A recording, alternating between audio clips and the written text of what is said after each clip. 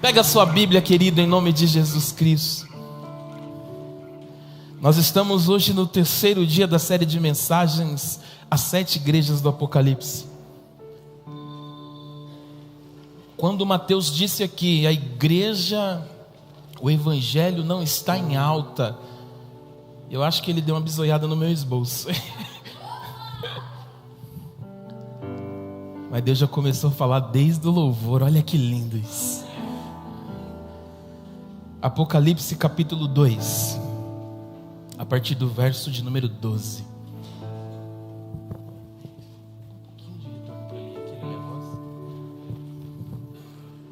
Meu Deus.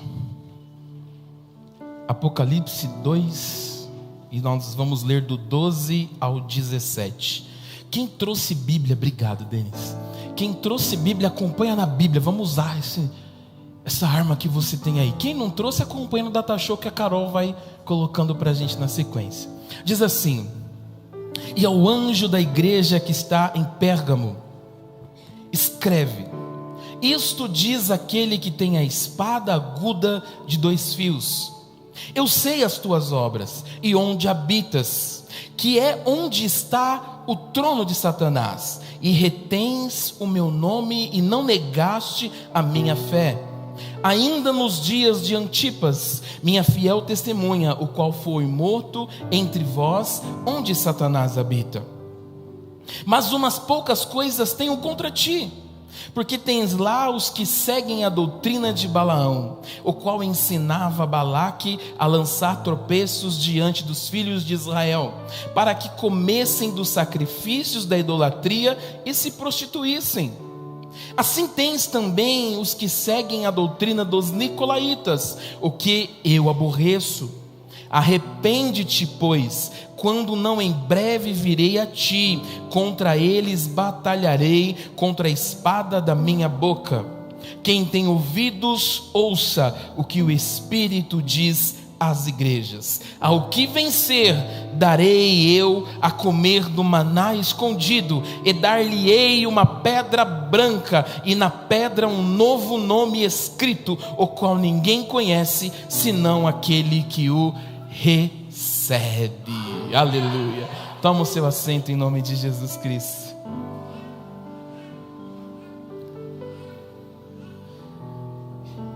E preste atenção em mim, porque o que nós vamos tratar hoje é um ambiente muito complexo da igreja. Assim como Mateus ministrou aqui, o evangelho ele não está em alta. E eu dizia hoje na escola bíblica, e abro um parênteses, nós começamos hoje o retorno da escola bíblica, então você está convidado para vir todos os domingos às 9 da manhã, em nome de Jesus Cristo. Eu disse aos meus alunos hoje o seguinte: nós temos no nosso Brasil uma porcentagem muito grande de cristãos, 60% a 70%.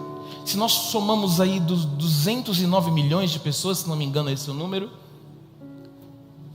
60, vamos falar metade, vai, 204,5 pessoas, 104,5 bilhões de pessoas seriam cristãos.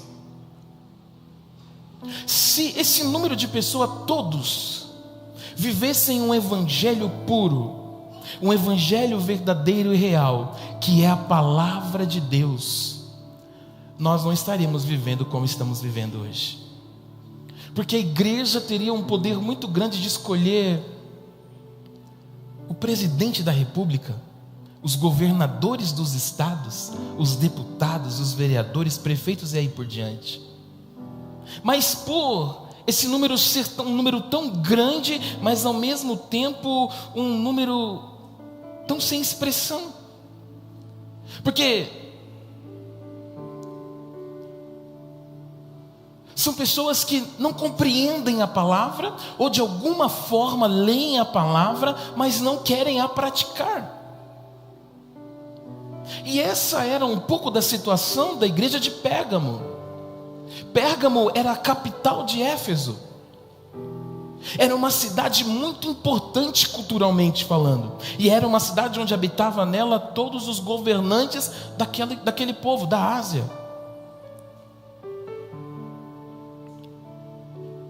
Pérgamo era uma cidade muito famosa porque tinha a segunda maior biblioteca daquele momento da história, com mais de 200.000 pergaminhos guardados.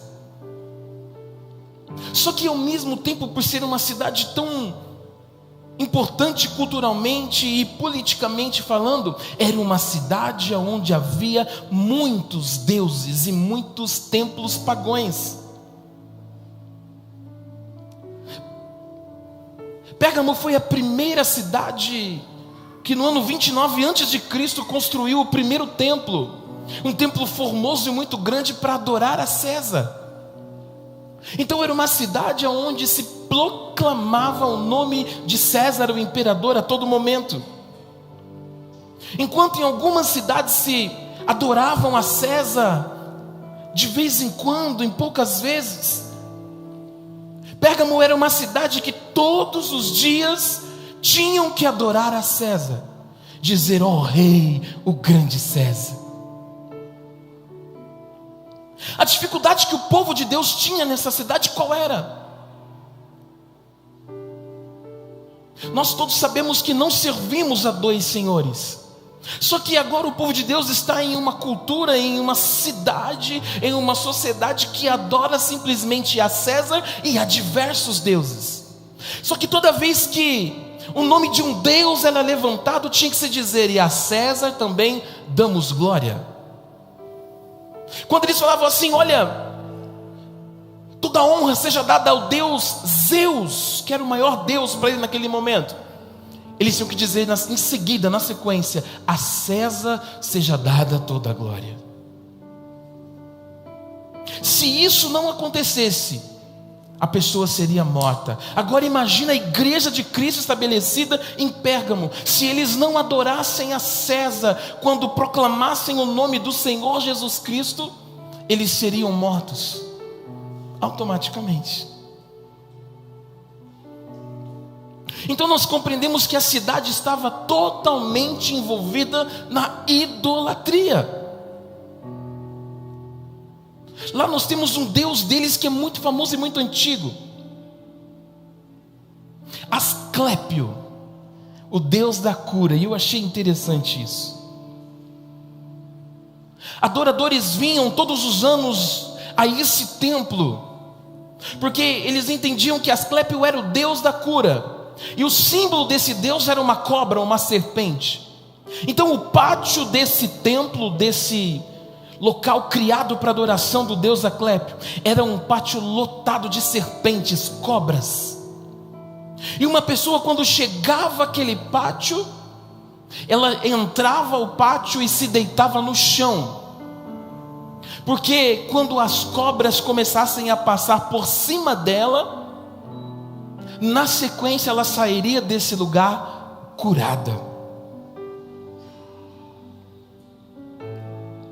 Não é à toa que, para quem conhece o símbolo da medicina, qual é? A serpente. É tão antigo que vem de lá. Lá tinha um maior estudador e cientista de medicina. Tudo partiu de lá. Agora nós entendemos, simplesmente por esse exemplo que eu te dei, que a igreja estava estabelecida no quartel-general da idolatria do inferno. O trono de Satanás era estabelecido naquela cidade.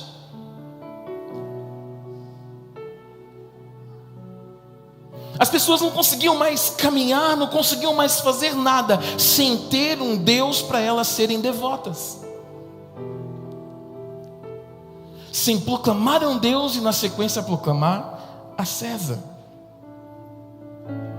O texto que eu li com vocês, coloca o versículo de número 13, Carol, por favor. O texto diz o seguinte: conheço as tuas obras e onde habitas. Essa carta João escrevendo, sendo revelado por Jesus à igreja de Pérgamo, mostra que o Senhor sabe aonde a igreja está vivendo e aonde está o trono de Satanás.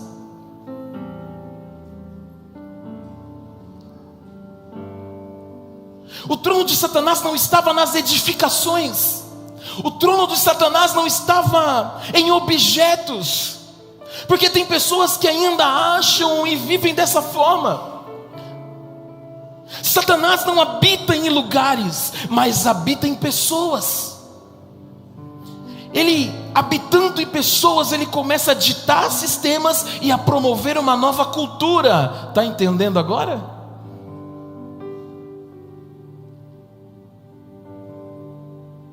E quando muitas pessoas estão se preocupando com as coisas maiores, Satanás sorrateiramente vai tomando conta de vidas estrategicamente para ditar, para marcar sistema e criar uma nova cultura.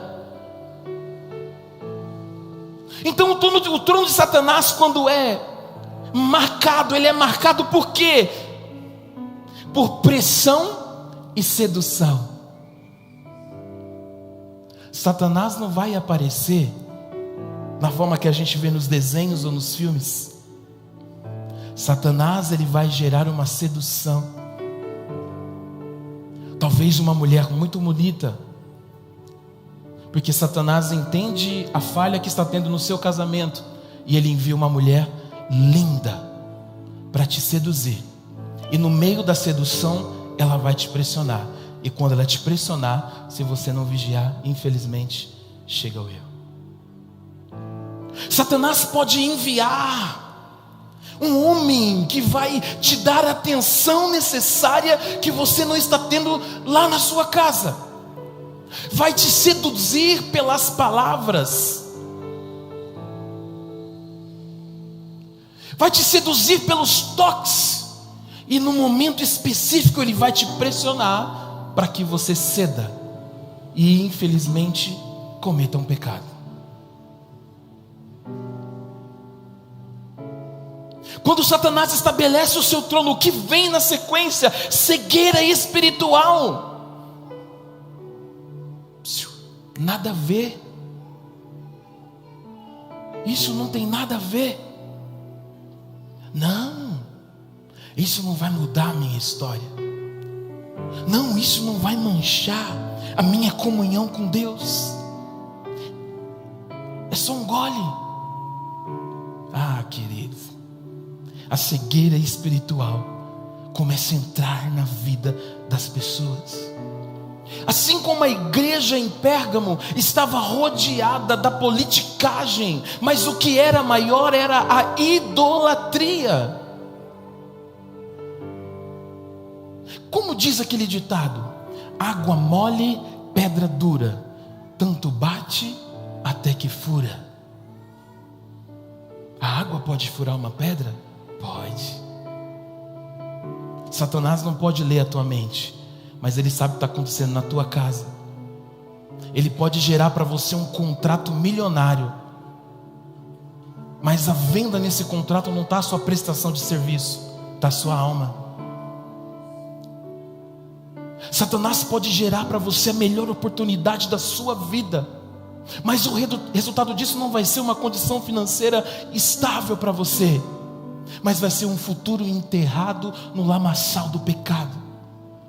Como eu disse domingo passado, muitas vezes o Senhor é obrigado a mexer no nosso bolso, porque muitas vezes nós só entendemos e vamos melhorar o nosso erro quando mexe algo fisicamente conosco.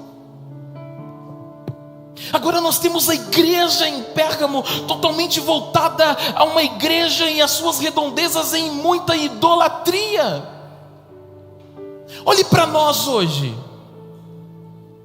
Olhe para o cenário que nós como pessoas, e não vamos dizer como igreja, mas como homens e mulheres rodeados de tanta idolatria. E há quem diga que idolatria só é adoração a imagens. Não.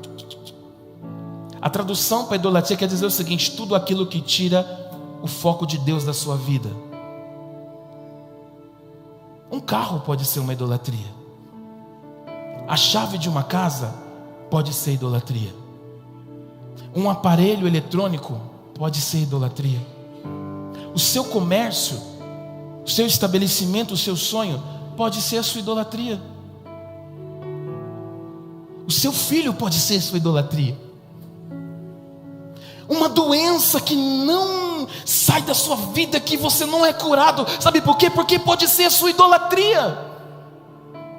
Porque o cenário que estamos envolvidos hoje, pós uma pandemia, não tem como falar como aumentou o número de pessoas com problemas psicológicos, como aumentou o número de pessoas que não conseguem mais dormir em paz. E quando tu conversas com uma pessoa dessa, ela fala: ai, a minha doença é Y. É isso mesmo? Sabe por quê? O mundo em que você está inserido tomou conta do teu coração e criou agora cegueira em você. O mundo que te inseriu, que te engoliu aos poucos e você não percebeu, te levou, e agora está difícil voltar, está difícil retornar, está difícil compreender que existe um Deus lá em cima, que ora, que roga por nós, que está disponível a qualquer momento, mas nós não conseguimos mais voltar, porque o mundo em que estamos inseridos nos tomou.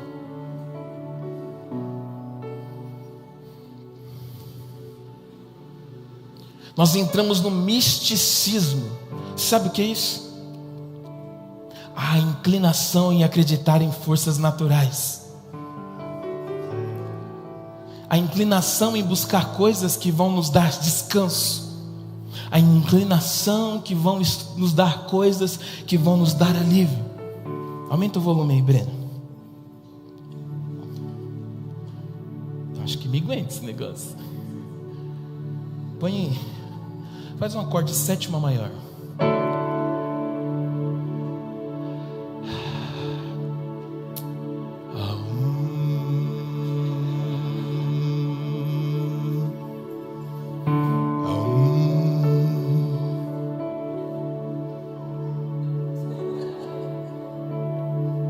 Eu tô gordinho, irmão, por isso que eu não encosto aqui.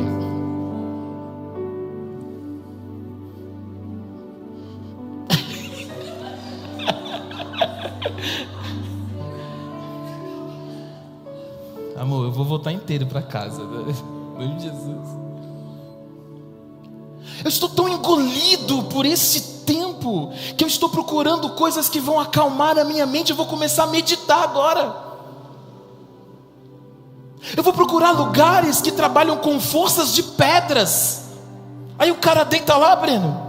Aí vem alguém, um negão, fortão, e está deitado lá. Aí vem as pedras.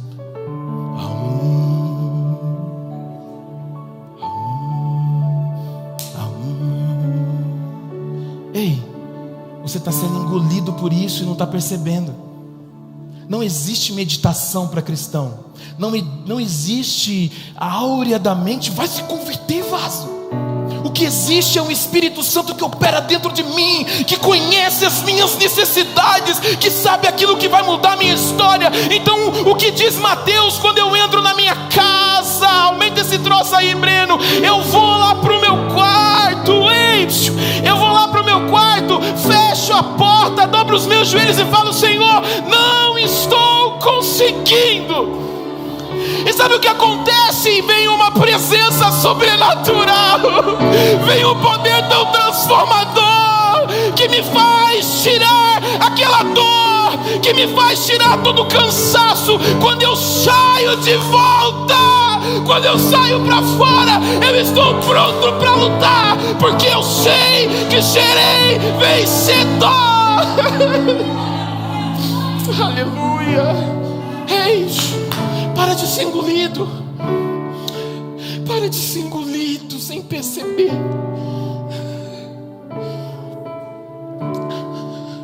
Nós não podemos aceitar tudo isso. Nós não podemos aceitar que somos uma geração fracassada, que vai depender de medicamentos, que vai depender de uma raiz aprofundada na depressão, que vai depender de uns... querido, saia desse cenário. O Senhor manda te dizer aqui hoje: é hora de se levantar e reconhecer o senhorio de Jesus sobre a sua vida. Aleluia. Esse é o cenário que a igreja de Pérgamo está inserida. Olha só, olha para mim. Essa igreja é a que mais se aproxima com o movimento atual. Essa igreja é a que mais se aproxima com o ambiente que estamos hoje vivendo.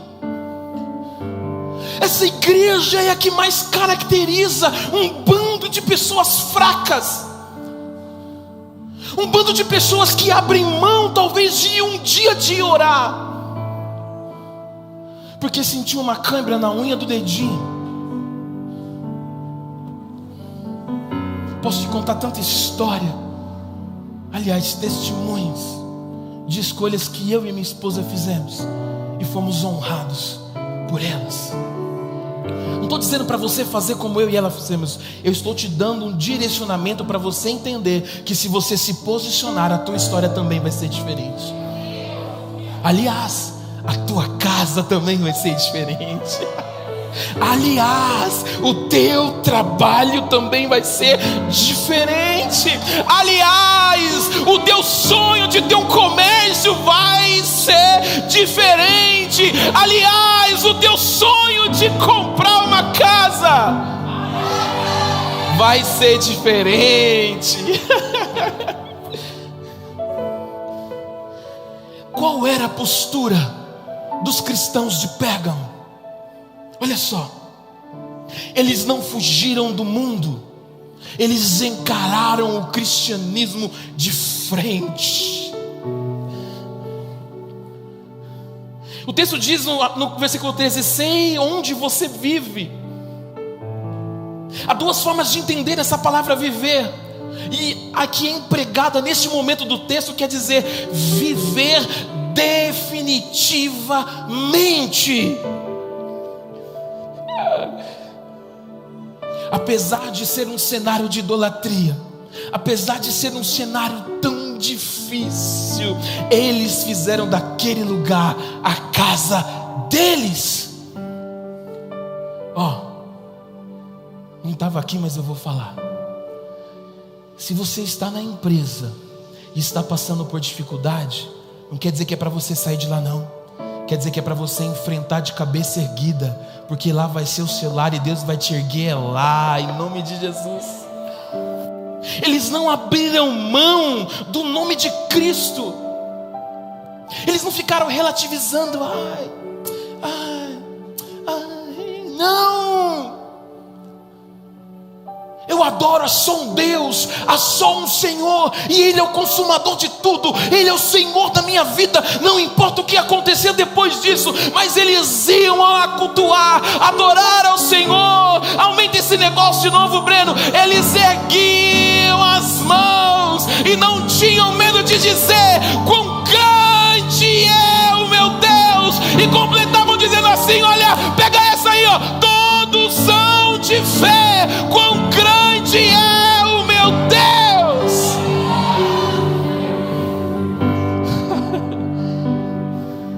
Eles não abriam mão do conteúdo da fé. Diga uma coisa para você. Quando eu faço parte de um ambiente e as pessoas me conhecem como cristão, sabem que eu professo a fé em Jesus Cristo, qualquer erro que eu cometo, eu não estou envergonhando somente a mim, eu estou envergonhando todos que são cristãos. Olha como isso é sério. Às vezes a gente está lá,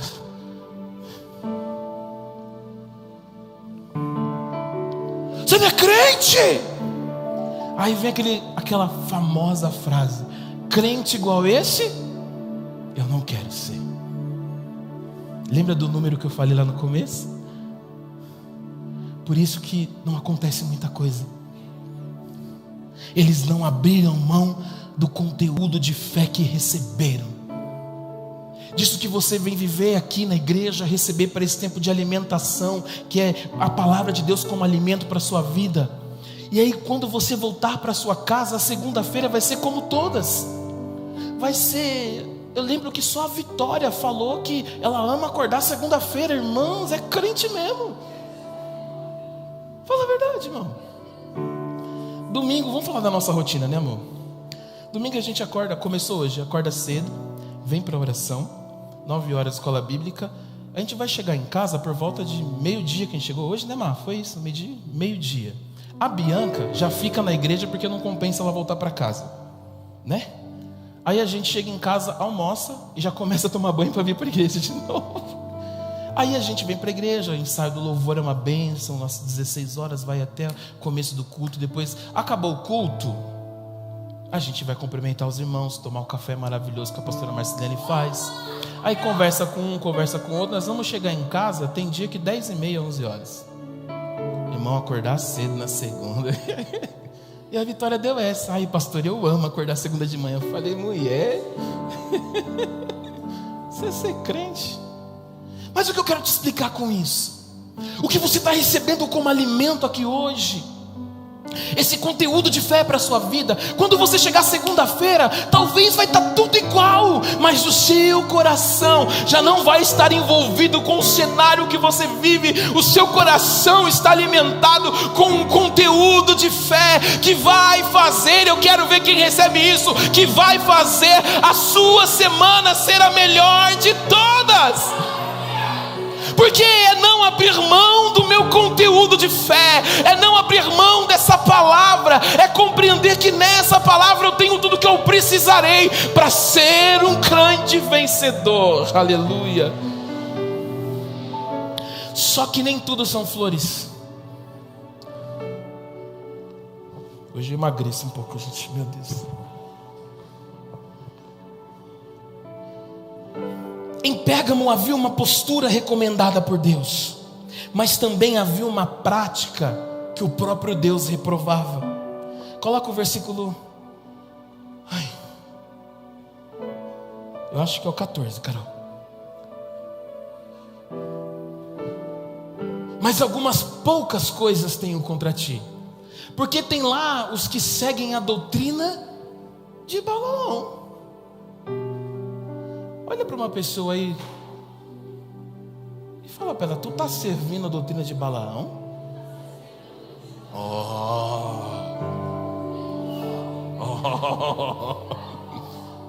Teve gente que fez assim, eu não sei, sabe? Meu Deus do céu, gente. Pérgamo exaltava Cristo, mas não promovia a santidade. Vou repetir isso. Pérgamo exaltava Cristo, mas não promovia a santidade, não falava de santidade. Lembra do que eu disse? Nada a ver? É normal? Nós não somos a igreja de Pérgamo, porque nós exaltamos a Jesus, mas nós falamos da santidade do reino de Deus. Olha o que Hebreus 12:14 vai dizer. Deixa eu ver se a Carol está rápida hoje. Oxe, Carol, meu Deus. Segui a paz com todos e a santificação, sem a qual ninguém verá o Senhor. Ih, irmão, mudou o negócio agora. Mudou tudo. Eles exaltavam a Deus. Eu creio na palavra. Eu sou crente até o tutano. Mas tem esse negocinho aqui. Beleza. Tem esse esquema aqui. Beleza. Vamos passar a perna no outro ali. Beleza. Eles amavam, exaltavam a Deus, mas não falavam da santidade.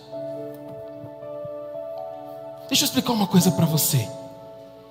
A fé cristã, ela é relacionada essencialmente com as obras e a pessoa de Cristo Jesus. Por um lado, com a vida de retidão, e por outro lado, com a verdade sobre todas as coisas. Querer viver do Senhor não é simplesmente só falar dele, professar ele e comprar briga por ele, mas é entender que eu preciso buscar também a santidade. É entender que eu caminho vivendo pelas obras de Cristo, mas eu também tenho que permanecer, seja qual for a situação, com a verdade.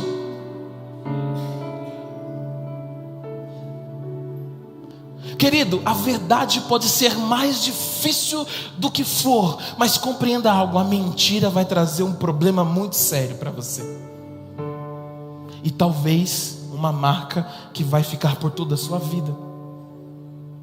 Mas a verdade liberta, e ele disse isso: conhecereis a verdade, e a verdade vos libertará. Querido, quando a gente tem a oportunidade de mentir, mas a gente fala a verdade, a gente não sai leve. Quem faz isso sabe disso. A gente sai leve. Um adolescente aprontou um negócio. Isso acontecia só na minha casa, né, Denis? Tava lá brincando, pum, quebrou um prato. Aí a mãe chega: mãe e fogo, viu? Quebrou um prato, tem 50, mas ela sabe que quebrou um. Quem quebrou o prato? O que nós respondíamos, Denis? Não fui eu. Não sou eu. Aí o Denis falava. Meu irmão tinha mania de falar: não sei, né, Denis? Tu fala pro Denis: não sei. A minha irmã era queridinha, né? Então era mais tranquilo pro lado dela, a caçula, né? Aí então, se ninguém falava, eu apanhava, porque não olhei os outros dois. É uma mentirinha simples, mas corrompe a vida de um homem. Porque se na adolescência você faz uma mentirinha tão pequena dessa, quando você se casar pode ser uma traição que você vai esconder. Lembra que uma árvore grande nasce de uma semente pequena? Por isso nós precisamos caminhar pela verdade, não só exaltar Cristo, mas promover a santidade.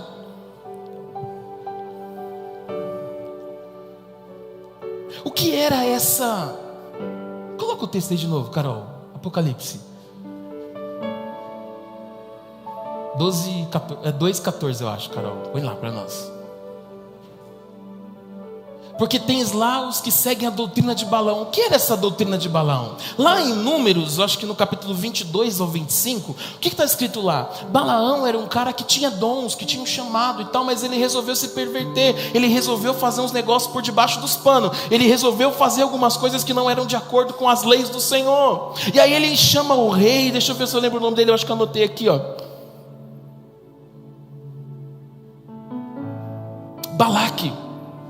Balaque ia entrar numa guerra contra o povo de Deus, mas ele sabia que a guerra já era ganhada pelo povo de Deus, porque ninguém podia ver o rosto desse Deus, mas esse Deus cuidava muito bem do seu povo. Aí Balaão inventou, fala o seguinte, ó, Balaque, fala o seguinte: vai lá no meio do arraial deles e manda umas menininhas bonitinhas lá, porque aí isso vai chamar a atenção dos homens, dos guerreiros, e eles vão começar a festejar com essas meninas, vão ter relações sexuais com essas meninas, e aí você faz com que esses homens cumprem ou quebrem os seus princípios. O rei foi e fez isso. O que aconteceu? Aquelas meninas foram para lá, e aí daqui a pouco o povo, os homens do povo de Deus começou a se juntar, a fazer aquela festa, começaram a adorar outros deuses, quebraram o princípio, o primordial, já começaram a adorar outros deuses, e diz a palavra que por esse erro 24.000 homens morreram.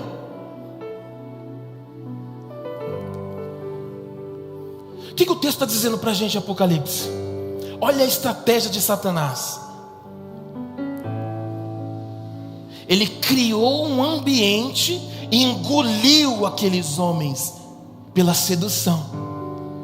A pressão daquele momento fez com que aqueles homens caíssem no pecado da prostituição e fez com que o seu povo perdesse uma guerra. Olha para mim. O que eu quero te dizer com isso?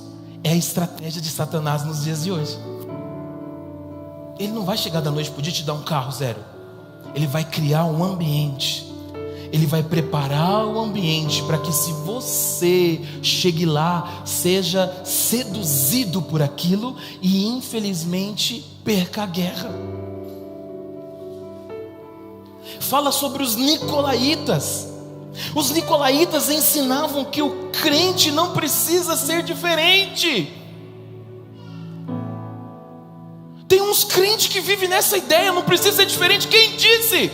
Jesus Cristo, quando desceu aqui, olha o texto, ele foi igual a alguém?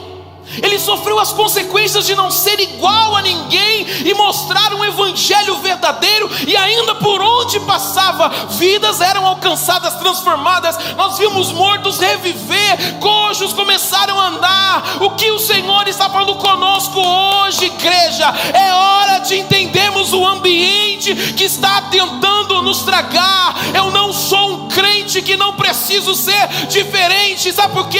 Porque eu sou aquele que carrega a presença de um Senhor poderoso, e se eu tenho a presença dele dentro de mim, aonde eu estiver, eu não me corrompo mais, porque eu sei que o meu Redentor vive e eu sou a diferença para aquele ambiente.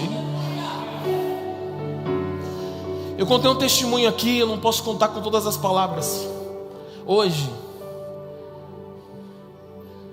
mas eu fui colocado na pressão ontem quando eu trabalhava, e a minha resposta para não participar do que eles estavam fazendo, eu disse: não, eu não dei voltinhas. Ai, você sabe, né? Não. A reação daquele menino, ele ficou sem palavras. Eles estavam numa casa com diversas meninas, e a intenção dele foi me chamar para participar daquilo. Humanamente eu podia falar: estou longe da minha casa, da minha esposa, da minha família, da igreja, ninguém vai me ver aqui, eu vou entrar um pouquinho. Eu nem titubeei em pensar isso, eu disse: não. E a reação dele, ele não conseguiu me dar tchau para eu ir embora, com o susto da minha resposta. Não importa se nenhum de vocês viu, não importa se a minha esposa não viu, o que importa é que eu tenho paz com meu Senhor Jesus, porque Ele está vendo que aonde eu entro, eu sou diferente sim. Eu não quero que as pessoas falem de mim, eu não quero que as pessoas, elas desmereçam o nosso Senhor por um erro desse. Não, porque eu não sou igual a esses. Eu sou chamado para ser a diferença por onde eu passar, mesmo que não haja nenhum olhar em mim. A queixa de Jesus não era contra esse grupo que ensinava essas coisas, mas era a igreja por tolerar esse tipo de doutrina. Jesus no texto, ele não está bravo com esses homens que se levantam e querem impor uma nova doutrina, uma nova cultura, não. Jesus está falando contra a igreja que conhece a palavra, porque a palavra não é omitida, a igreja. Ele está dizendo assim: peraí, vocês conhecem a verdade disso tudo e estão aceitando por quê?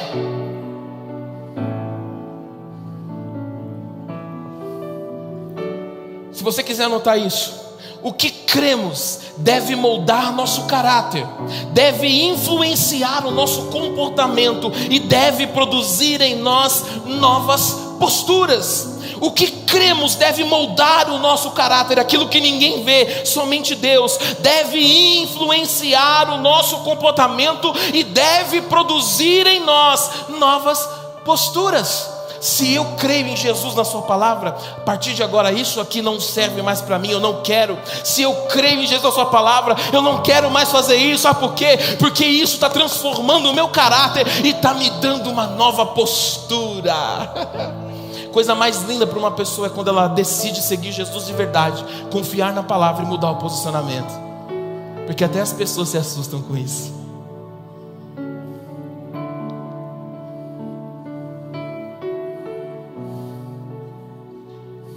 A igreja de hoje não nega Cristo, mas quer viver como o mundo.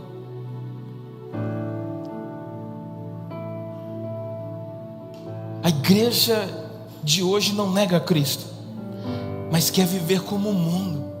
Não, essa igreja aqui, não.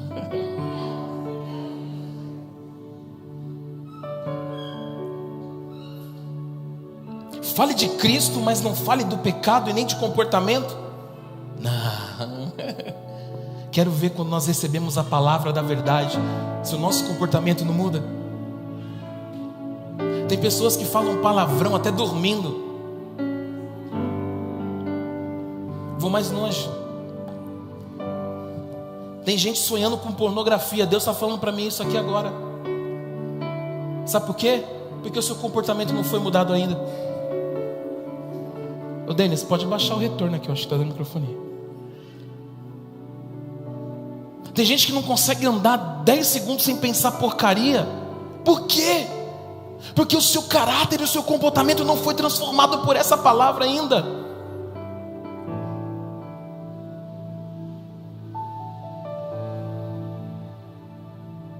Palavra de correção, porque é ceia hoje. Larga o celular de ver essas porcaria e vai olhar tua esposa, mano.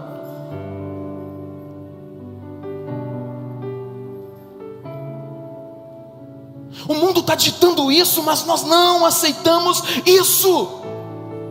O mundo está ditando mulheres que estão andando seminuas, mas nós que cremos na palavra não acreditamos nisso. Mulher, o seu corpo é um diamante e tem que estar guardado para o teu marido. Ei, marido, teu corpo também é um diamante e tem que estar guardado para a tua esposa. A cultura de lá de fora não é a nossa cultura, é essa cultura que nós cremos, é a cultura que irá nos levar para morar nas mansões celestiais. Então eu quero chegar lá e olhar e te encontrar lá, querido, por viver uma cultura que é do céu, liberada aqui na terra.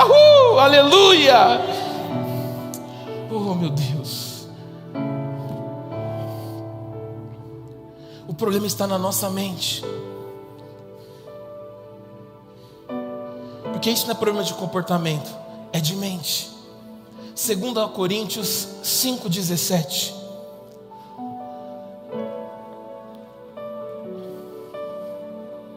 Segundas Coríntios 5,17, Carol.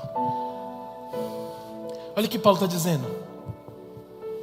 Assim que se alguém está em Cristo, nova criatura é. As coisas velhas se passaram e eis que tudo se fez novo. Já estou quebrando a cultura do nada a ver. Já estou quebrando a cultura aí agora. Sou cristão, mas não precisa ser diferente. Vamos ler de novo. Assim que se alguém está em Cristo, nova.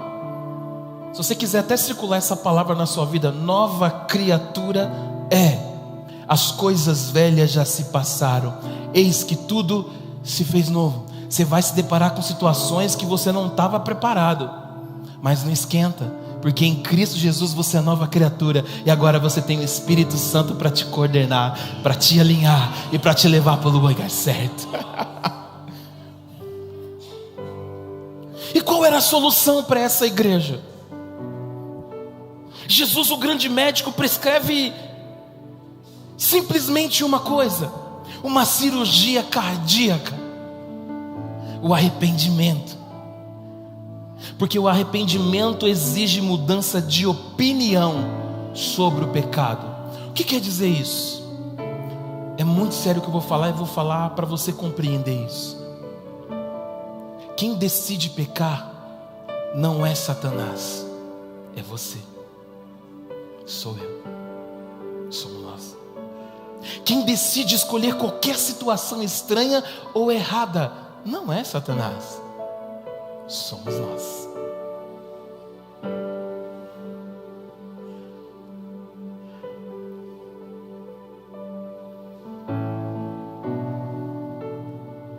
O arrependimento nos faz ver a maldade do pecado, não como teoria, mas como experiência. Ou seja, se eu arrependi de verdade, eu nunca mais vou cometer o mesmo erro, porque eu sei o quanto dói, o quanto é sofrido, o quanto é doloroso. Eu compreendo que qualquer erro que eu cometa, agora não sou mais eu, mas a Luana, a Bianca e a Mariana. E haverá uma consequência não somente para mim, mas para minha casa. Romanos 12:2.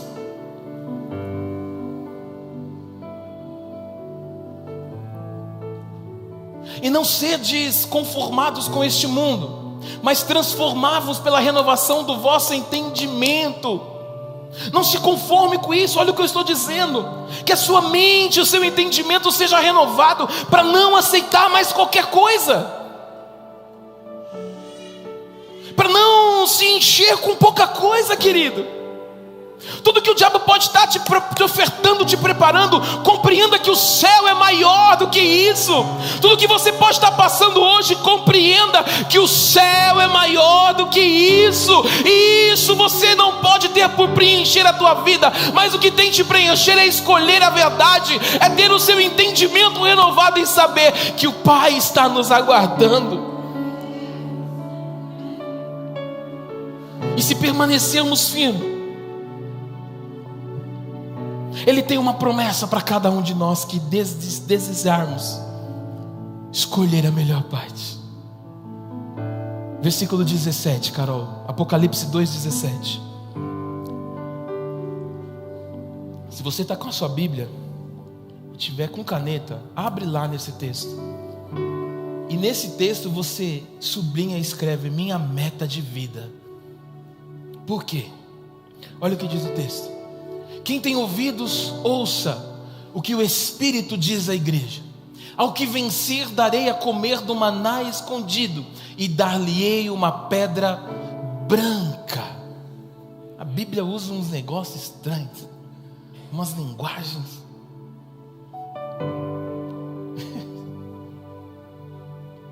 A gente quer ouvir muito especialista na vida, sabia?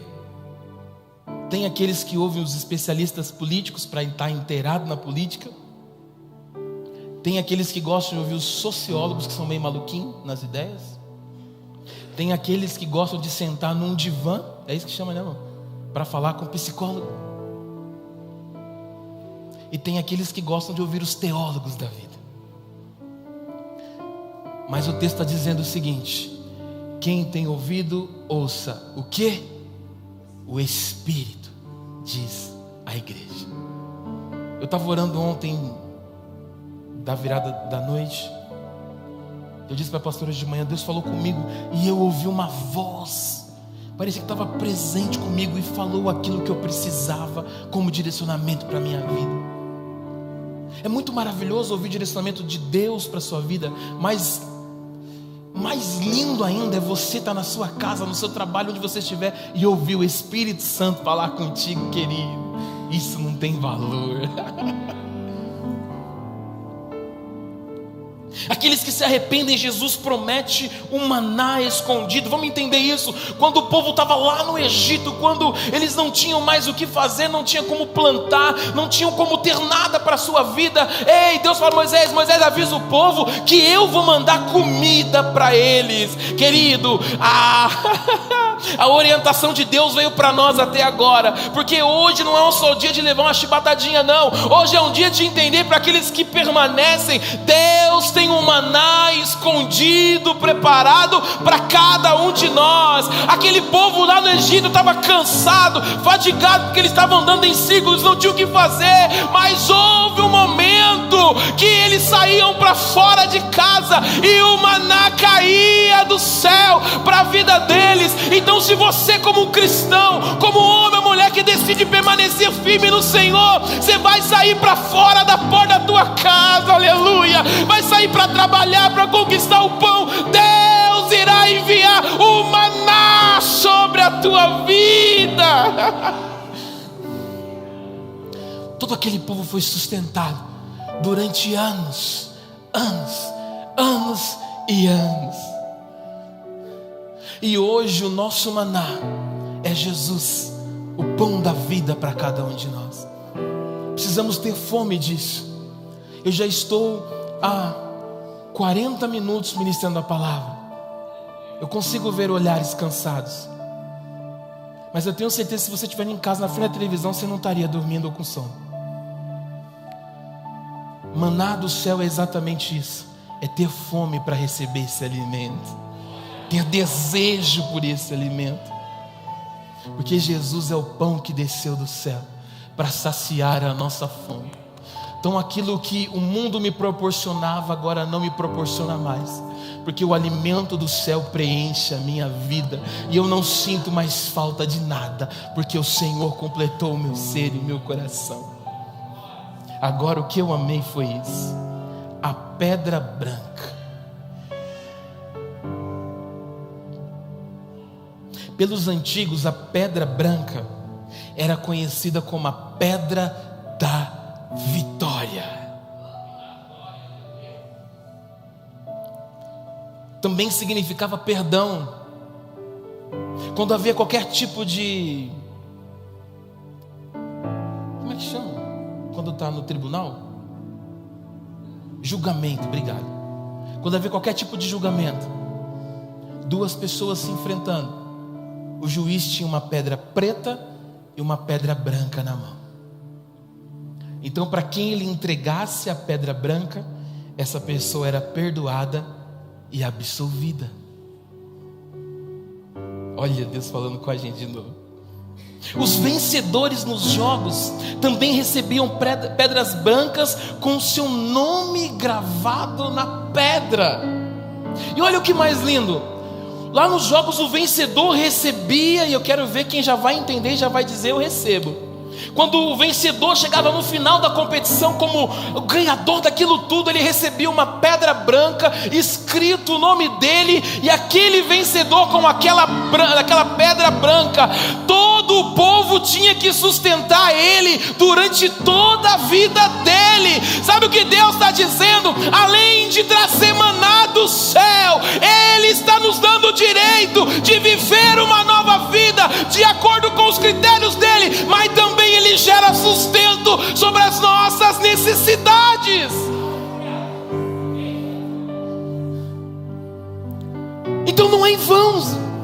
Então não é em vão decidir olhar para a palavra e caminhar referente à palavra, porque o Senhor garante para nós um momento melhor. Você pode estar vivendo uma luta hoje, mas se permanecer na sua escolha, olhando para os critérios do reino, não somente exaltando a Deus, mas também crendo que nós buscamos a santidade, pode ter certeza que mais dia ou menos dia, aquele teu projeto tão esperado, sabe por quê? A palavra profética coloca aí, Carol, hoje sobre as nossas vidas ainda continua sendo o ano da conquista, querido. Então, conquistadores, eles andam conforme a palavra de Deus, eles caminham conforme o escritor, Senhor Jesus, eles caminham conforme o verdadeiro escritor, querido, e tem essa transformação no seu coração. Ah, pastor, mas parece que não vai rolar.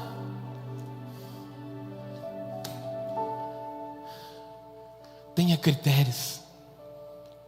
Hoje só anda comigo quem tem critérios.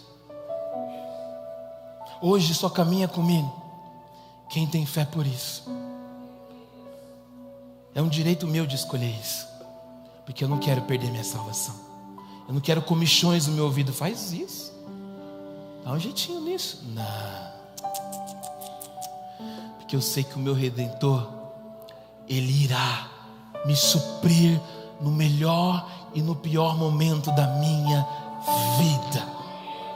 Esse mês para minha casa foi um mês difícil, e nós precisamos ter um ato de fé esse mês. E hoje de manhã, quando eu conversava com a minha esposa, e a resposta que Deus me deu foi sobre isso, e ela falou: amor, o meu coração não está triste, porque eu sei que o Senhor vai suprir a minha vida. Eu não sei que passo de fé você precisa dar, eu não sei qual é a escolha para a sua vida hoje, mas eu tenho propriedade para te dizer o seguinte: não quebre princípios. Olhe para o seu trabalho como você olha para Jesus. O teu trabalho é o teu ministério, porque é de lá que vem o sustento da tua casa. Então olhe para o teu trabalho como você olha para Jesus. Trate, eu falo aqui com a Priscila, né? Quem mais tem os irmãos que trabalham por conta, trate os seus clientes como você trataria Jesus. Quando nós viemos limpar a igreja aqui, nós não nos preocupamos se vamos lavar o banheiro, a sala, o escritório, não, porque nós limpamos este lugar, porque nós imaginamos Jesus entrando aqui, querido. Então não faça nada na sua vida se não for pensando como seria o melhor a oferecer. Deus está nos dizendo hoje que nós não precisamos mais ter insatisfação com Cristo, O que nós precisamos é ter instrução pela sua palavra. Por isso que eu falo para você, todo domingo traz Bíblia. Tudo que eu falo, não fique esperando só no data show não, confirma na palavra, porque nós estamos trazendo a você instrução dessa palavra. Nós não somos igreja de Pérgamo não, nós somos uma igreja que continua pregando a verdade. Isso é exatamente essa verdade que tem transformado muitas vidas, essa verdade que tem curado pessoas, é essa verdade que tem estabelecido o reino de Deus neste lugar. E o principal, a partir de hoje, tenha identidade. Que as pessoas não te conheçam só pelo seu nome, mas te conheçam pela fé que você professa. Que as pessoas não tenham mais nenhuma propriedade para apontar o dedo para ele e falar: tu está fazendo isso, tu é crente. Vai falar: não, a partir de agora eu mudo a minha postura, aleluia. A partir de agora eu tenho uma identidade gerada pela palavra do Senhor. Independente se nós estamos no altar, Deus conhece cada um de nós. Deus sabe quem somos. E sabe qual é o mais lindo disso? Deus continua cuidando. Deus continua zelando da obra dele. Se coloque de pé em nome de Jesus.